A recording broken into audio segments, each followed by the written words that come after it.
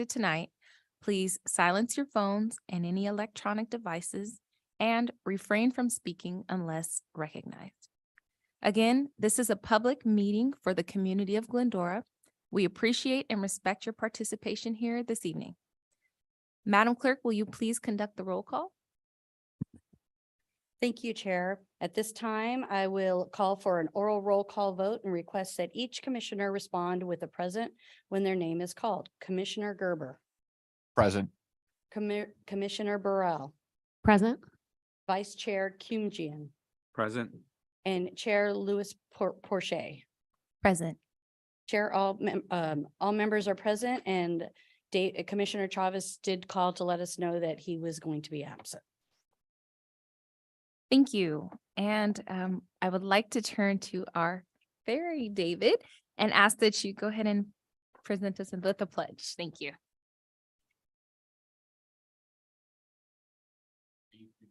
I pledge allegiance to the flag of the United States of America and to the republic for which it stands, one nation under God, indivisible, with liberty and justice for all. Thank you, David. All right. So at this time, we're going to go through reordering and the additions to the agenda. Does anyone wish to reorder or add to the agenda tonight? All right. So we will move forward with public comment. Have there been any public comments received? We will. So I now invite members of the public to address the Community Services Commission. Speakers are limited to 3 minutes, speaking once, both on and off agenda items. All questions should be directed through the presiding officer. This is your time to speak uninterrupted. If you are in attendance, please fill out a speaker card and submit it to the recording admin before the close of the public comment period. Once recognized, speakers should advance to the podium, state your name, and the subject matter you wish to discuss. If you are participating via Zoom, select the raise hand icon in Zoom before the close of the public comment period. Once recognized, you will receive a request to unmute, state your name, and the subject matter you wish to discuss. I invite those in attendance to speak. Have there been any public comment cards? We have received no public comment cards at this time, and we have received no requests from Zoom participants to provide comment. Thank you. Thank you. All right, at this time, we will go ahead and close the public comment period. Commissioner statements and reports. I'd like to invite each of the commission members to provide statement or report. So we can go ahead and start with Ms. Burrell, Commissioner Burrell. Debbie's gonna more accurately talk about homelessness, so we'll let the expert handle it. All right. Vice Chair Kuyumji. Yes, good evening. A report from the Glendora Trails Council meetings. The council participated in the unveiling ceremony at the Rowley Wilderness Amphitheater on the 22nd. So that was a great event, and they are very pleased with staff and the wonderful job they did, and especially of the placement of the plaque, of the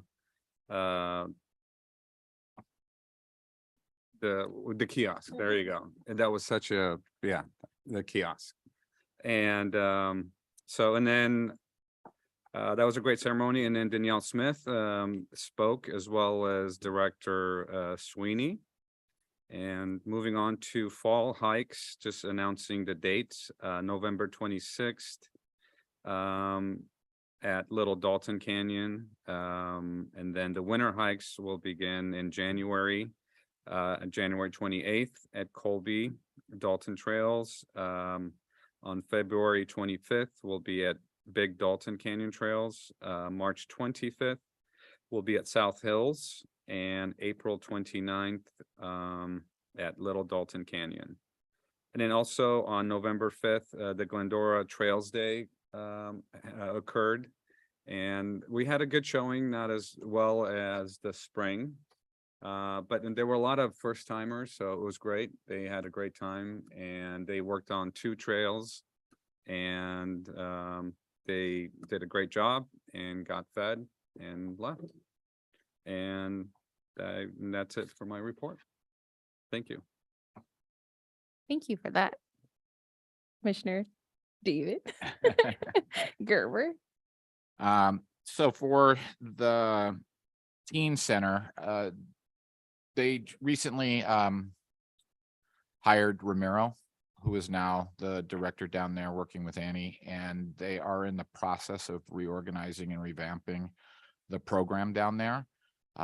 He has been putting out feelers both into the high school and to the middle schools. I think in our last brochure, there was a big ad with the renaming of the program. So they're in the process of really trying to reimagine it with him now there and starting, because we were without somebody for quite a while. And so there's not much to report from a perspective of what's actually happened until we kind of get back to regrouping and getting the participation that they're looking for from the students and from the kids. And so it's more about just re-energizing and regrouping and getting those that were there back, and then trying to recruit more youth. So my anticipation is that as we move into the springtime, there should be a lot more involvement and events going on with that particular program. So that's all I have to report. Thank you for that. In regards to La Fetra Center and the senior services, on November 10th, there was a very special program for our veterans of the city. And as I understand it, the event was absolutely beautiful, as it has been. I can defer to Debbie, who will speak about it later, and we'll have some more commentary about that. I wish that I was able to attend, but I wasn't. And I went last year. It was beautiful. So thank you for that. There are some upcoming trips planned, as far as I'm aware, that the center is going to be hosting, and those details are available in the recreation booklet, some of the trips available there. There was a craft boutique that is the hit of our town. I mean, I think that's where true talent shows itself. And I know that it was well attended. It was on a day that I was having soccer and football shenanigans going on. So we're all over the place, but I am really excited to see those wonderful things happening. So thank you for that. And that would be all of my comments for that. We know that David Chavez is not here, and we can invite him to share his updates on his next attendance. Moving forward, director and staff liaison and attorney statements. This time I'd like to call on Community Services Director John Aguirre to provide a statement of report. Thank you, Madam Chair. Some events coming up. We'll have the holiday stroll and tree lighting tomorrow night, downtown Glendora from 6 to 9 p.m. We have the Gingerbread House on Saturday, December 3rd at Bidwell Forum. We have the Christmas Parade Saturday, December 10th at 9 a.m. And then we have the Holiday Home Decorating Contest. The deadline is December 12th. We will do our judging on Wednesday, December 14th. And then our foundation, Community Services Foundation, will be doing the Stuff the Bus Saturdays, November 26th and December 3rd from 9 to 3 p.m. at Walmart.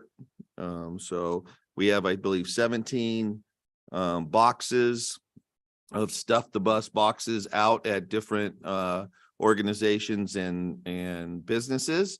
And so we will pick those up December 5th. And then we will do our giveaway on the Friday, December 9th at the Teen Center. And right now, I believe we have 27 people that have applied for that. So I talked to Eric Osborne this morning. He's going to put it out again through the schools. So if anybody is out there that wants to sign up, they can give us a call and we can get them to sign up for the needy. That concludes staff report. Thank you for that. And I know that we're all looking forward to the stuffing the bus. So in addition to the holiday show, all of those goodies. Next, we have special items. And at this time, there are no special items. The consent calendar. Items on the consent calendar will be enacted by one motion without individual discussion unless a commissioner has requested it be removed for separate discussion. Does anyone wish to comment on item number 2 or number 3? No? Nope. Okay, so I'd like to request a motion.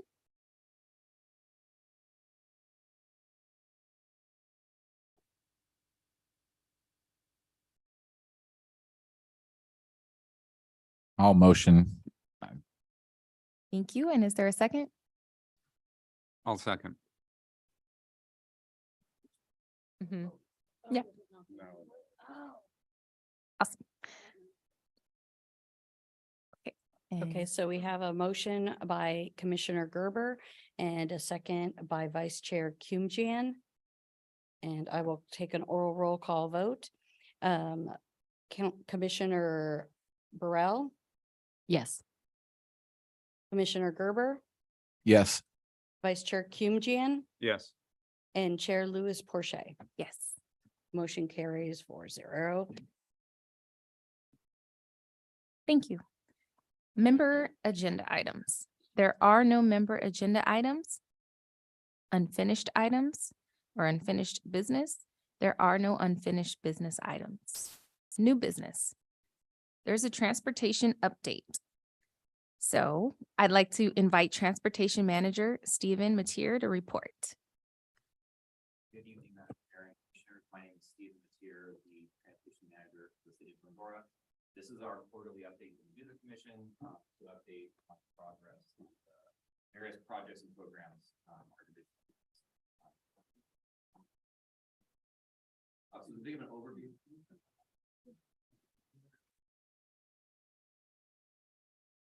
There we go. Now it's on.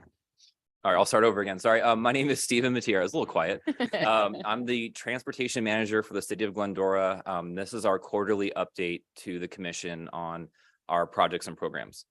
So tonight I'll be talking about our transit program update, the village plazas, and our people movement project. Next slide. In terms of ridership update, which is pretty typical for LA County, our ridership is pretty flat, particularly on our Gold Line. Metrolink has seen no riders, and I'll get into that. Or in your staff report, we note that we'll be looking to discontinue that service and reallocate those service hours because right now their vehicles are running empty. One bright spot has been our midday shuttle, which serves the junior high and high school. So our ridership is generally back to where it was pre-COVID, which is great. Dollar Ride is continuing its very gentle recovery, which is great to see. And we're looking to add ways of attracting new riders to our programs. Next slide. So in terms of our service enhancements we're looking at, we are almost done rolling out our new dispatching software. Our final module is the passenger portal, which will allow passengers or family members to schedule trips and to then take a little bit of load off of our dispatcher. And that way we can hopefully move to next day reservations instead of the 2-day window that we're on right now. In partnership with Debbie, her staff, as well as a group called the CTAA, we're holding a transit summit on December 13th, focusing on transportation issues for seniors and persons with disabilities. That'll be in the morning. That'll be a great way for us to get direct feedback from customers and people who may not think that Dollar Ride is great, or that there's some stigma about it. So we're looking at ways to hopefully change the perception of our service. And lastly, I mentioned the low Metrolink shuttle ridership gives us an opportunity to reallocate hours. One of the things that we consistently hear is there is no route in the morning serving junior high and high school areas. And so that may be something we can look at doing as a pilot basis. Next slide, please. So in terms of our MEDA and bus plaza improvements, I think most of you are familiar with the closure on MEDA Avenue. And just for those that aren't, this started with our approach to helping restaurants in the village with outdoor dining options. Based on feedback and popularity of the area, we decided to look at doing plaza concepts. That led us to applying for a Slow Streets grant, which put out those kind of fun, colorful benches that you see out there right now. And then again, building on that, we've moved towards refining our concepts and final plans for the bus plaza and MEDA avenues. Next slide. So this is going to be a run through of what you've seen, and also include for the first time, I think, for you all to see our visual simulations of what the plaza will look like. So instead of just the top down view here, you'll actually see what it will look like. So this is the East Plaza. This is in front of Stubborn Mule and Kathy's Wishing Well. We have bike racks. We were able, surprisingly, to get the fire pit to work. So we'll be looking to implement that, as well as additional games and outdoor seating. Next slide. This shows you the visual look as you're looking. So this would be if you're looking west on MEDA towards Glendora Avenue. So you see the mini golf, the planters, the block benches, the fire pit. On the far side, you'll see the bike racks.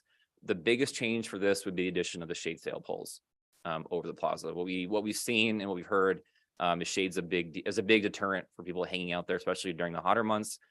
So putting shade sails on both sides, we felt really kind of balanced out the visual of the plazas, and then also had a very functional way of making sure the plaza didn't get too hot, so families could be out there at all times. Next slide. This is West MEDA, so this is between Frisella's and Sushi and I. This is largely unchanged, where we focused here on more communal outdoor seating with picnic benches and a lot more games. So like chess, Jenga, cornhole, as well as landscaping planters that you see. And next slide is the visual. This is as if you're looking again westbound through the plaza. And as you see here again, the picnic tables, we added in some block seating to kind of break up the area, put a little delineation in the games. Also gives people that maybe are waiting for a table a place to sit or to watch their kids play in the area. And then again, you see the shade sail poles too. They're there. Next slide, please. And this is the bus plaza with the cube, the kind of the cube stage, as well as the cafe table seating. Next slide. And this is as if you're looking in, and I'll note too, these colors are very striking on the balloons, and these are not the final colors. It was just really a placeholder. And I was instructed no UCLA colors, which I was a little offended about, but you know, it's okay. We'll get through it. So I agree. I agree.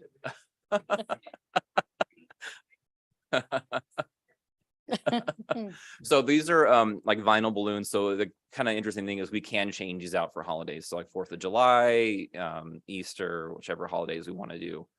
We could look at doing that. The idea here is this is really going to be a kind of a performance or gathering space for the community.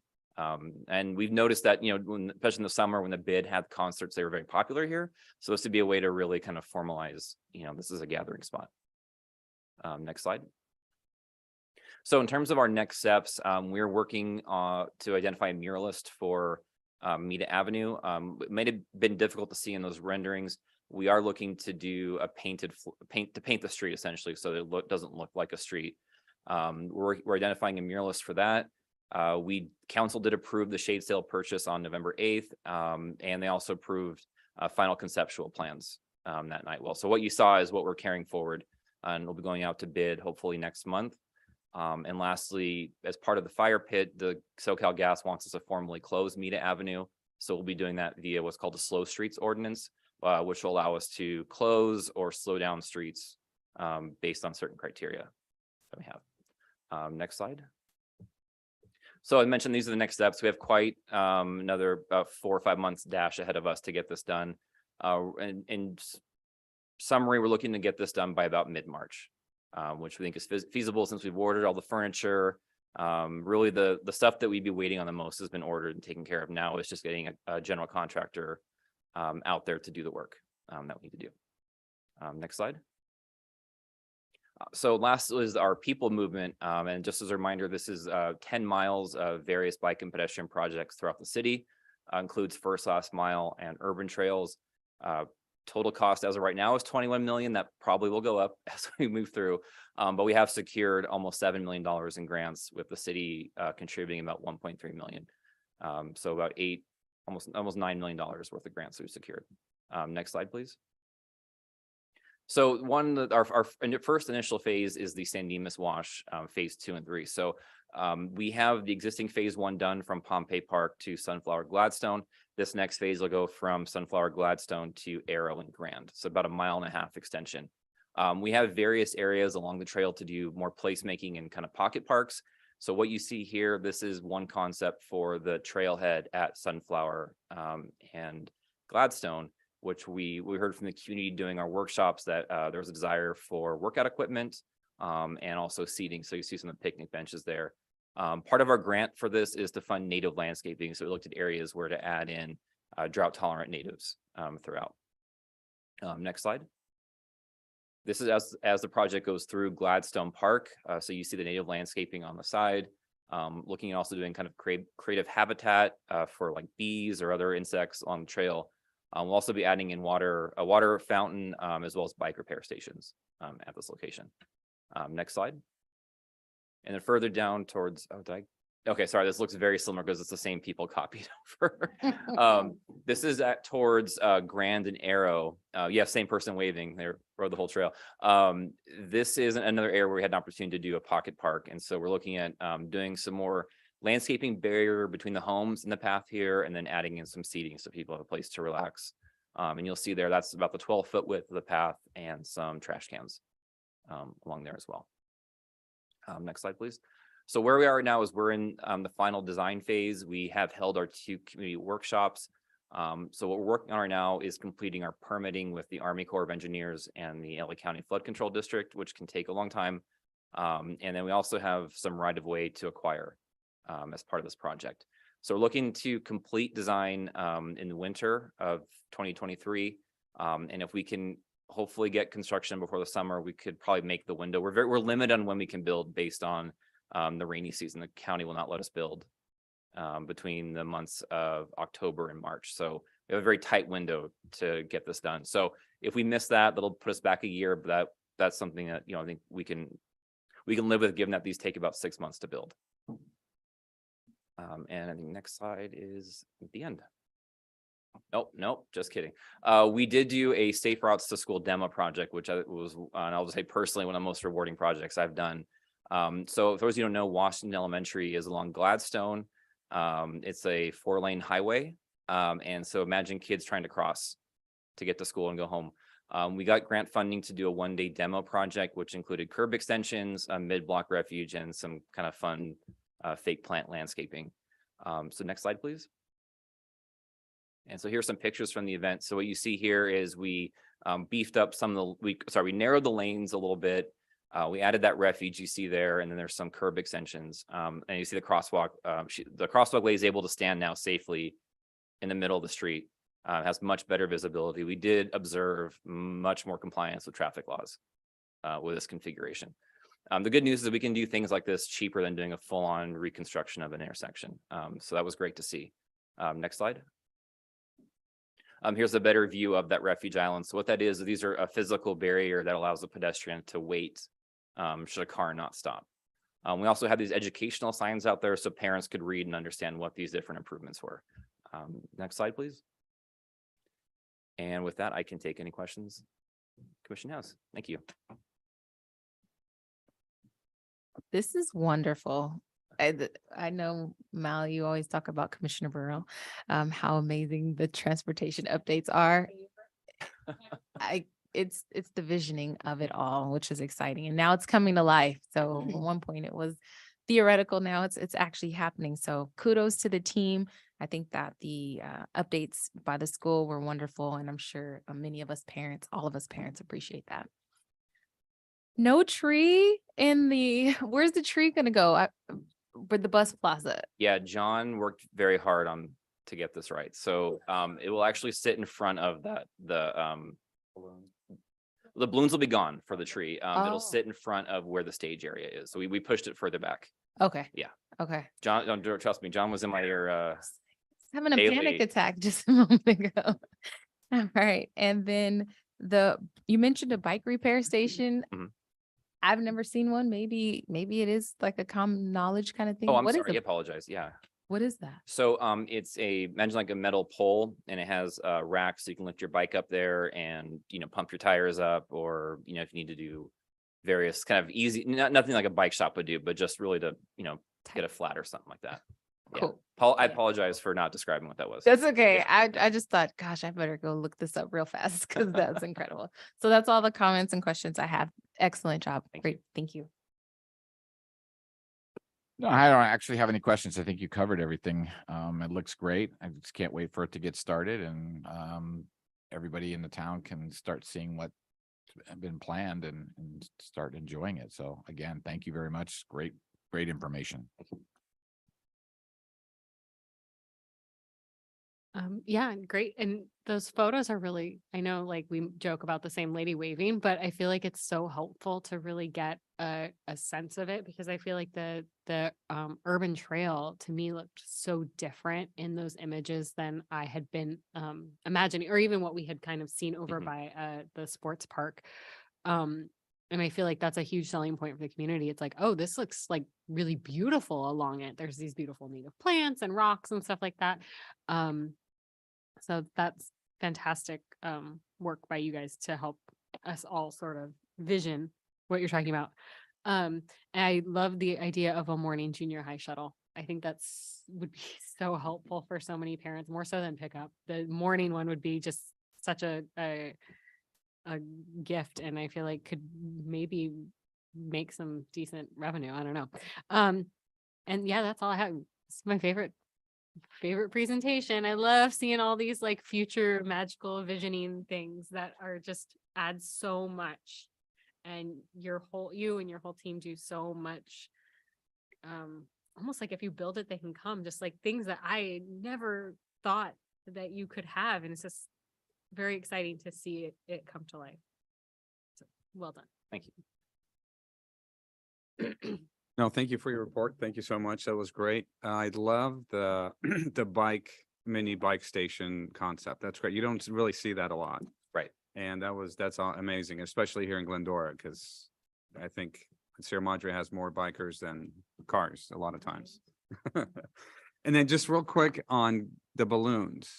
Now, are those balloons or are they like LED? Do they have LED lights in them that you could change? Right now they're vinyl balloons. Got it. But maybe we can look at LED I mean, options. if you yeah. put lights in them, you could change the color. There are string lights that are going to hang above them. Right. Um, Right. I saw But that. yeah, I think the great thing about especially that project is we can kind of learn as we go Right. with what's Okay. working. You could always Um, keep it cardinal and gold. So. Nah. Yeah. We'll see. I object. Uh, I object. And then the awning, you said council has already approved the purchase and it's in process. Is the color already decided or is that still part of the design? The colors that you see there are what Are we're the going with. colors. Yeah, so like green poles No, to I kind of. don't, no, I'm just. Yeah, we wanted to match the street lights that are out there right now. Right, and the you know, city colors, yeah. Right, and Yeah. council directed us to see if there was a way to make them more decorative. Unfortunately, those poles are extremely functional because they're meant to not, Right. deform in the wind. So we'll look at, but the shade sails too, we wanted to become a neutral color, not to be a focal point. Yeah. Right.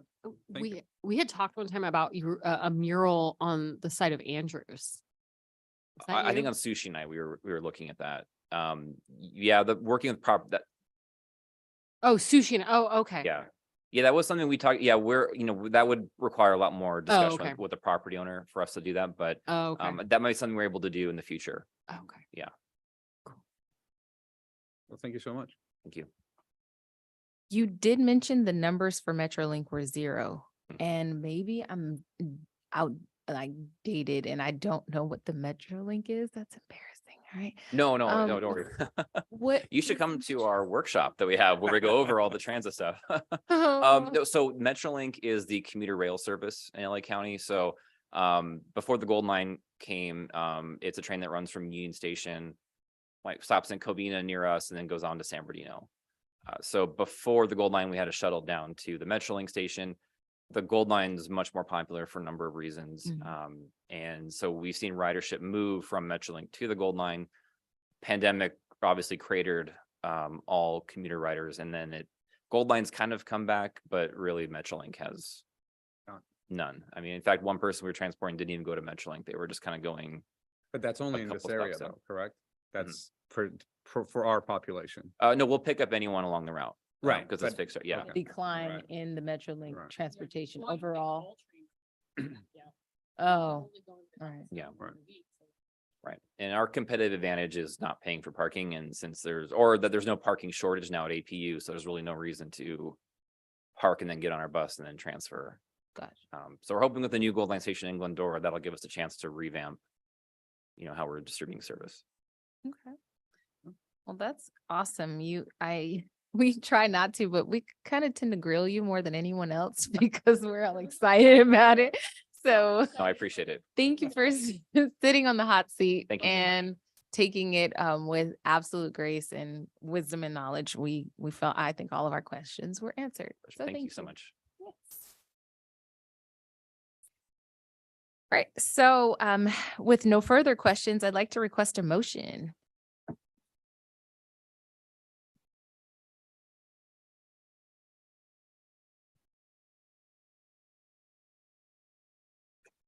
So there is a motion by Commissioner Burrell. Can I get a second?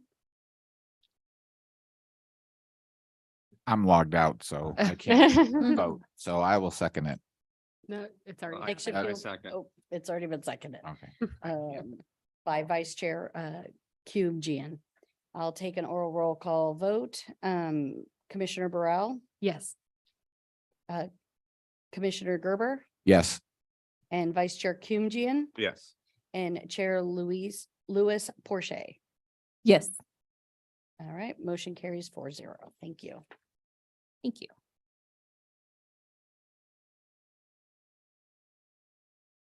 Now for the City of Glendora homelessness presentation update. I invite Human Services Superintendent Debbie Lopez to report. Good evening, Madam Chair and Commissioners. My name is Debbie Lopez. I'm the Human Services Superintendent for Community Services Department, and I'm here to give you an update on the homelessness. Next slide, please. I can. There's a lot of hard work that goes into our homeless plan. City staff has made a concerted effort to pursue grant funding opportunities to help address the challenges of the homelessness. The city has received funding through Measure H and the San Gabriel Valley Council of Governments to help offset costs related to encampment cleanups, outreach, staff time, prevention and diversion, and rapid rehousing. The city council has also allocated $450,000 from the Affordable Housing Fund and $1 million from the American Rescue Plan, known as ARPA, funding to augment the resources currently available, including contracting with the Los Angeles Center for Alcohol and Drug Abuse, and their acronym is LACADA, and they provide outreach services to us. And through this contract, the city has access to 8 temporary shelter beds, as well as transportation support. And LACADA began in May 2022. Next slide, please. We know homelessness continues to be at the forefront of Glendora's minds, as evidenced in the results of the most recent community survey. While there remains work to be done, the support of the City Council over the last few years to increase the resources available to staff to address these challenges in a deliberate way have yielded positive results. We are committed to share the work we are doing and the progress we are making with our community. So among that, one of the highest answers that we have was 22% of people desired us to address the homelessness and see what we could do about quality of life issues for them. Next slide, please.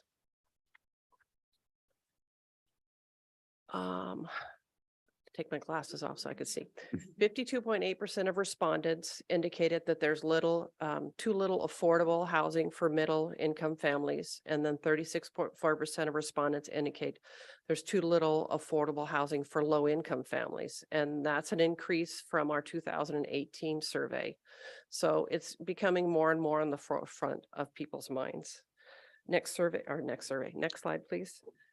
This is our point in time count since 2016, when LASA started reporting it, and it gets reported to HUD every year. We typically do the point in time count in January. It's usually the last Tuesday or Wednesday of the month for the San Gabriel Valley. So San Gabriel Valley is called SPA 3. So all the cities count at the same time. So we start at a certain time at night, and then we count that night. So then, if the person goes into Azusa, You know, if we start in the day and we count them here, they could go to Azusa if they count at night. So we all count at the same time. So as you can see, the unsheltered, these are just unsheltered. We started in 2016 at 65.4, and then we had 18 in 2017. During this point in time count for those years, we also had the 2 churches that did the winter shelters for 2 weeks at a time. So we didn't have that many unsheltered because most of our clientele at that time went to the shelters at that time. And then it spiked up in 2020. We went to 145. And then in 2021, we didn't have a point in time count with LASA. We did a point in time count on our own, and I'll get to that in a little bit. And then our current point in time count that we just did this year, we were at 84. So next slide, please. And this is a 6-year comparison of all our surrounding cities. And it just shows you, you know, where we're at. And so Glendora's, I don't know if you can read the bar chart, but it's all the years how we go up and down, up and down. So it's, you know, it's ever changing. So some cities don't have as much, some cities have a little more. So, next slide, please. So since LASA didn't have a homeless count, we decided to contract with CityNet. They're a nonprofit organization, and they do that. And so staff worked with CityNet on the questions to ask the homeless. And so how they work it, the regular homeless count, we just get in our cars and you drive and you count them. You don't get out and we don't speak to them. But for CityNet, they engage. So we had 113 unsheltered individuals and 91 of them agreed to do the survey. So the typical unsheltered individual in Glendora is a white male between the ages of 35 and 44 who sleeps in the city. Next slide, please. A few of the results: 41% of the surveyed individuals are chronically homeless or have been homeless for more than 1 year and have a permanent disability, substance abuse, or mental health concern. And this is according to them, you know, when we're asking them in the survey. 82.4% of respondents reported that they primarily sleep in Glendora, and 23.1% of respondents reported that their last permanent address was in Glendora. Next slide, please. This is the assistance that we did during the pandemic between April 2020 and March 2022.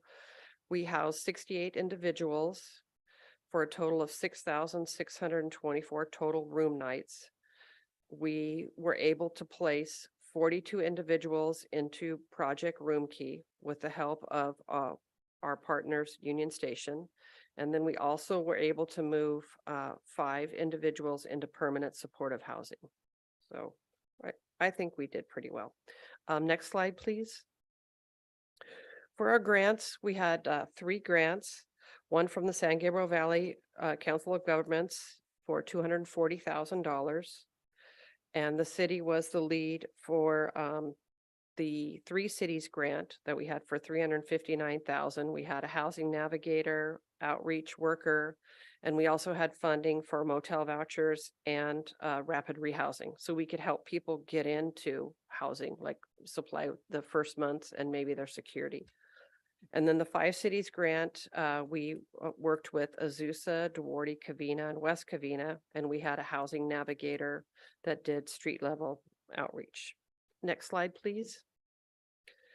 So our regulatory framework, Martin versus City of Boise, this happened in 2019. And what this did for the city is it tied our hands in getting people who were homeless to be able to move along in public spaces. So if we're not able to provide them, offer them a bed to sleep in, then they are able to stay where they're at. But if we can supply them with a motel room or find them shelter, then they can't stay there. They either can take the shelter or they have to move along. It sounds easier than what it really is, but that has really tied our hands. Next slide, please. So Glendora has been progressive as far as quality of life concerns. We've had 27 encampment cleanouts since March 2020 to February 2022.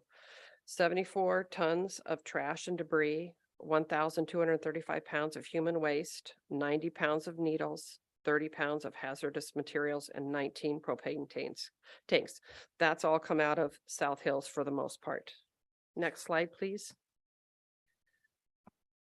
These cleanups have been done by our contractor, which is Ocean Blue. So these are before slides. This is South Hills, although there are other places. This is South Hills, and you can see there's a very large debris field.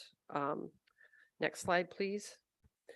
These are the after pictures of the cleanup. Our contractor is very thorough, and they do a really good job. And these happen quite a bit. And we really work with the police department, stages them and plans what day they're going to happen. And then they work with Public Works and with us on how we're going to notify the encampment people and, you know, how long they'll have before they need to move for the cleanup. Next slide, please. So this is an update on our sub-regional efforts. The program was developed following consultations with Supervisor Barger's office and LASA. This was to implement a sub-regional homeless housing plan with the cities of San Dimas, Laverne, and Claremont. Shared responsibility with each city working towards a component of sub-regional programming. Unfortunately, this program was unable to come to fruition, but at this time, we're still looking at other opportunities to partner with other cities to do something working together, because one city, you're not going to solve it all with one city. Next slide, please. So on April 12th, 2020, the council awarded a contract to Union Station Homeless Services in the amount of $100,000. And this is providing one full-time housing navigator, and that gives us direct access to, it's called the Coordinated Entry System and the HMIS program. And this program, the HMIS, it helps track homeless people. So we can see if there's a worker like at Volunteers of America, if they're already being helped by them, or they might have a housing voucher there. So we would send them back to that person so they have continued continuity on getting the services that they need. So it's very helpful. So this contract will end the end of the year of this year. Next slide, please. So also LACADA has come on in May, April 12th, the city council also awarded LACADA the contract. So it's in the amount of $250,000 a year for two-term year for homeless services and temporary housing. And they will provide us with eight beds. So that could be for drug abuse, alcohol abuse. And then also they help us find shelters if a person needs shelters. Next slide, please. We're very proud of LACADA, the amount of contacts they've had. As you can see, this is just May to September. Their follow-ups, 500, I can't read it, 592. They work with, we've placed approximately 26 people at that time. And so when they go into a facility like a respite or something like that, they'll go and visit them once a week. So they could be, you know, they're in a different city and, you know, trying to get help, and they'll go visit them once a week to make sure that those people, they've built relationships with them. So they want them to know that they're still there for them, trying to get them to stay where they're at or move forward in their help. So we're very proud of their progress, and they work really well. The police department, my staff, and LACADA, it's a really good team, and we're very proud of it. Next slide, please. That concludes my presentation, and I'm open to questions.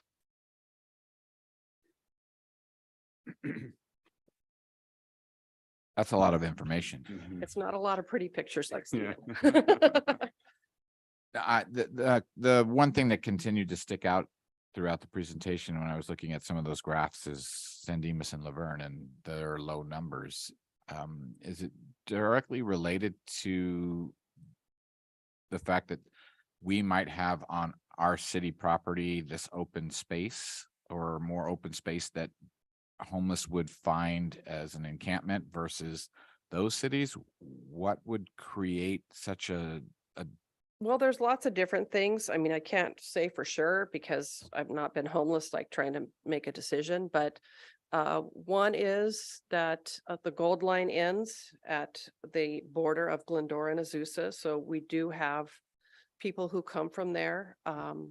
The South Hills is popular because people can hide in the hills. There's just different things. We have motels here, like Laverne doesn't even have any motels. So people don't, they can't, some homeless people, they live in a motel for a couple days or whatever. So they don't have some of the conveniences that we have here. But I really can't say why we have so much more than them. I don't really know. it just struck me that, I mean, our population, our size are very similar in terms of the types of communities, but yet we seem to have more. And like you said, whether it's the Gold Line ending, that's going to change here in the next few years.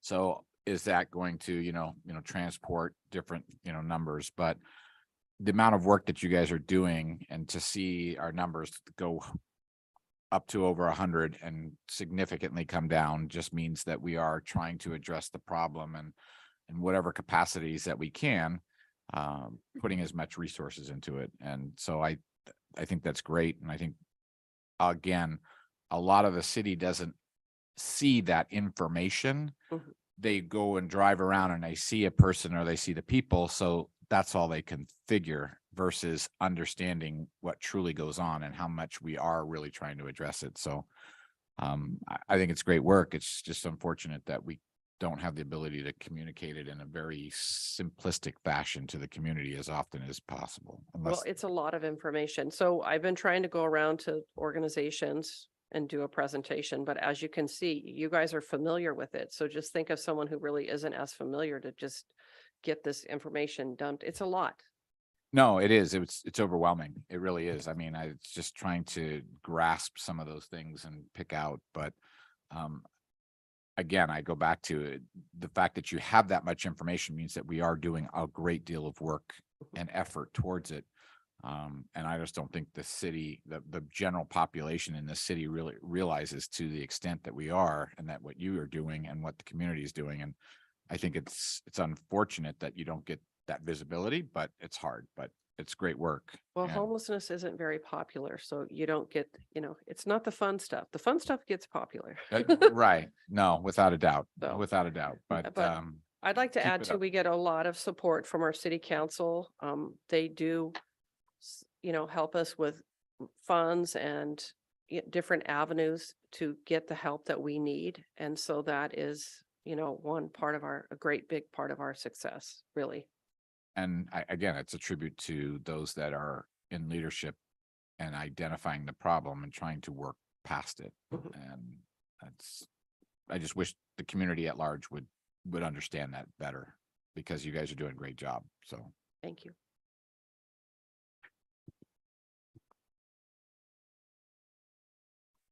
Yeah. And as usual, fantastic work. It's so, I mean, it's everything is such a complicated convergence of so many different things that contribute to it and why people end up where they end up. And I really applaud you guys for the contract with CityNet, and kind of when we weren't doing a point in time count, kind of doing our own, because I feel like it got so much more valuable information than just the normal, like, okay, there was this many people we counted. The actual interviews with who actually makes up this population, I feel like is so valuable to understanding the kind of ins and outs of what they're going through, what their needs are, and things like that. So kudos to you and the rest of the city council and city manager's office for deciding to do that, because I feel like that information really made a difference. And just you kind of shrugged at one point and you're like, it's okay. And I would be like, no, it's amazing, because that, in 2 years, 47 people, 65 people. I still have COVID brain fog, but like that reduction with that kind of decline, that's really incredible. So Thank you. it's not shruggy. It's very, very impressive. It takes a village. There's a lot of people involved, a lot of things happening at the same time. So it works. It's working a little. Yeah. Slowly. Thank you. We'll get there. Great, thank you for your report. Appreciate it. Just a quick question. The Union Station Homeless Services, Mhm. that was 1 year and there's no renewal there, correct? It was just a one time? Right. So we just wanted a smooth transition. So we worked with Union Station. We contracted with them for the other 2 grants.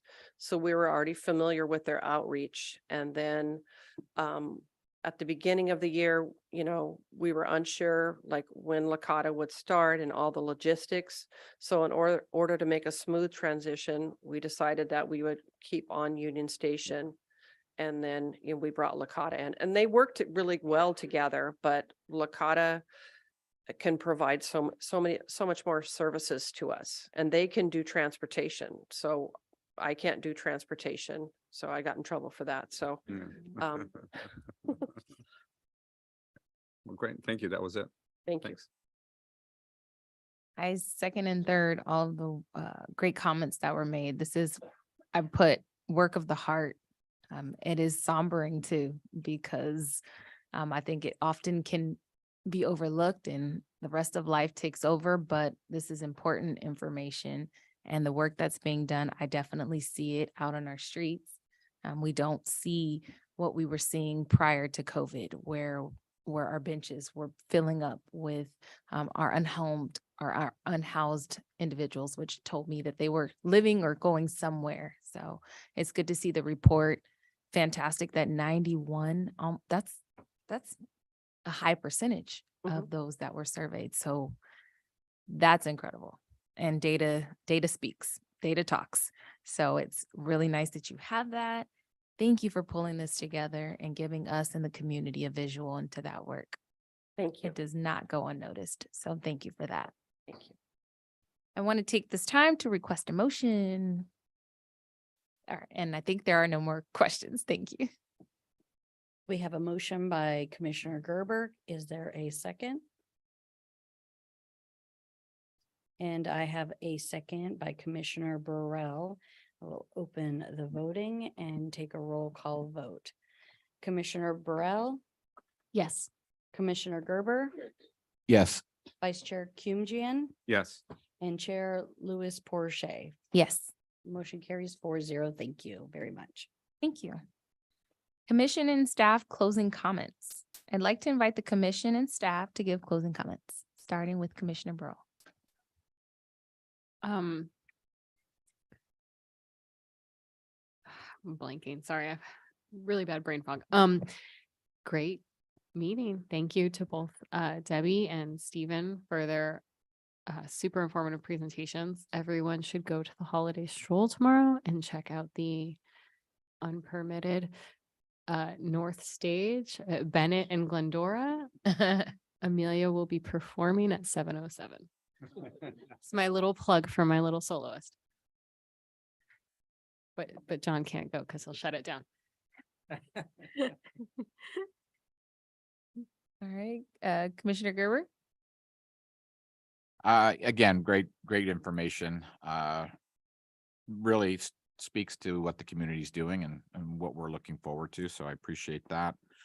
I did have the pleasure of going to the Veterans Lunch this past week and speaking, and it was very well attended and always something that is very special, specifically in this day and age when there are things happening in the world and we have freedoms and those people who put their lives on the line for that. I am also on the Christmas parade committee that is actually coming up and definitely be a participant in that and be down there. And then lastly, the Stuff the Bus, that is our foundation. Any support and help and spread of word that you guys can pass along to provide gifts. We will, as John mentioned, be passing out gifts on, I believe it's the 7th, right? Is it the 9th, the Friday down at the Teen Center. This time of year becomes very challenging and very hard. And if we all can have the ability to give back, that's something that the foundation has been challenged to do for the city and for the commission. So any help that spread the word. And that's it.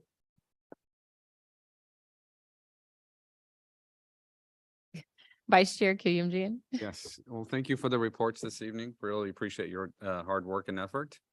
Very informative, and just want to just encourage everybody to go and enjoy the city during this holiday season with this beautiful city that we have. Looking forward to the holiday stroll tomorrow. And then next, when's the holiday house decorating? That's the 14th? Yes, and we'll be sending out an email next week for you guys to sign up for that. Correct. And yeah, look forward to that. That was a lot of fun. And so wish everybody a great month. Be safe. Thank you. And again, thank you all for a wonderful meeting this evening. I know we always look to do this as quickly but as efficiently as possible. And we learned about two wonderful things, two different spectrums of conversations in our city. So I'm excited to see what's to come from that. I will be at the holiday stroll tomorrow, strolling, and excited to see, hopefully we can see Amelia perform. And looking forward to the Step the Bus. You can count on myself, and I think a few of our other commissioners will be joining as well. Yay. It's Thanksgiving, so I expect all of you to stuff your turkeys and maybe eat a little bit for yourself too. And I want to go ahead and give John the opportunity to say some of his last comment. Just to quick, we're hoping on December 13th at City Council, we're bringing two items. First, our design of our bike park and trails up in South Hills. We'll be in the design phase. They will come to commission and do interviews and that with you guys. And also the Louis Pompey Sports Park Turf Project.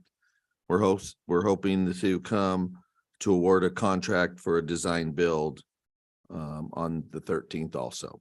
So those will be upcoming huge projects for us and that. So those will be on the horizon. That's it. Real quick, we don't have a meeting next month, right? Oh, it's just the judging. That's right. Okay, that's what I thought. Great.